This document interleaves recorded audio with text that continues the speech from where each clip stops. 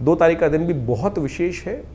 ज्योतिष के दृष्टिकोण से आप समझ लीजिए क्या कुछ ग्रहों योग बनने जा रहे हैं। सिंह राशि वालों के लिए ग्रह नक्षत्रों के दृष्टिकोण से रविवार का दिन और साथ साथ एकादशी तिथि उस दिन है, देवउठनी एकादशी का योग बन रहा है।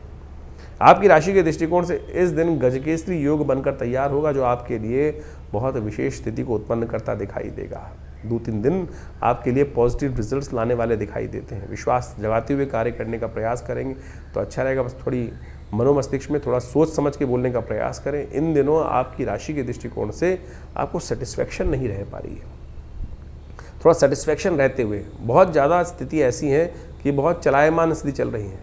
ऐसी आकांक्षाएं मन में आ रही हैं जो है ही नहीं, जो पूर्ण होने चाहती नहीं। आकांक्षाओं को थोड़ा कंट्रोल करने की ज़रूरत है, इस बात का ध्यान रखें।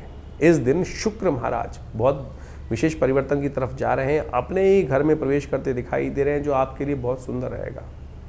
आपके अपने घर के लोग, आपके अपने सपोर्टर्स, जो घर के लोग हैं, परिवार के लोग हैं, वो आपके लिए बहुत लकी हैं। उन पर विश्वास करने का, आपसे ज़्यादा काम करने की स्थिति करते हैं, इसलिए उन पर विश्वास कर उनका साथ देने का आपको प्रयास करना चाहिए, तब आपकी किस्मत जाग सकती है। इस बात का ध्यान रखें।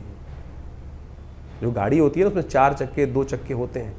1 चक्के वाली गाड़ी बहुत लंबे तक नहीं चलती, और दोनों चक्के यदि सही रूप से काम करने का प्रयास कर लें तो, या चारों चक्के सही रूप से काम कर लें तो ऐसी स्थिति आपके लिए कि अपने साथ जो चल रहे हैं, अपने घर के लोग जो हैं, उनकी सपोर्ट लीजिए, उनको सपोर्ट करिए। बस इस बात का ध्यान रखते हुए कार्य करना आपके लिए बहुत ज़रूरी है। इस वक्त ग्रह योग इस प्रकार की स्थिति उत्पन्न कर रहे हैं।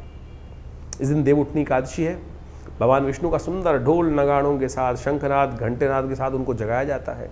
शालिग्राम जी का पूजन किया जाता है। कहा जाता है कि इस दिन समस्त विघ्नों को दूर करने के लिए, क्योंकि इस दिन द्वादशी के साथ में एकादशी है, और द्वादशी दिल्ली के पंचांग के अनुसार से है, तो बहुत सारे लोगों ने बहुत सारे साये शादी तक करने का योग बना लिया है।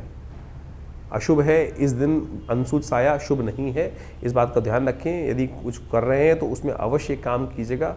भगवती तुलसी के साथ भगवान विष्णु का पूजन, शालिग्राम जी का पूजन करें। द्वादशी क्षय हो रही है, और देव प्रबोधनी एकादशी अपने आप में अनसूच साया माना जाता है।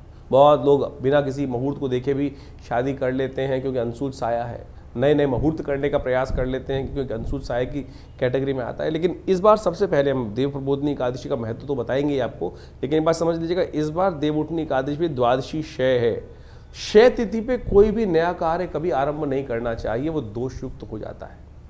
तो इसलिए इस बात का ध्यान रखें कि 2 नवंबर को जो देव प्रबोधनी एकादशी का योग बन रहा है, वो विशेष तौर पर द्वादशी क्षय होने के कारण से एक अनसूच साय में बहुत थोड़ा सा कुछ विघ्न उपस्थित करता दिखाई दे रहा है।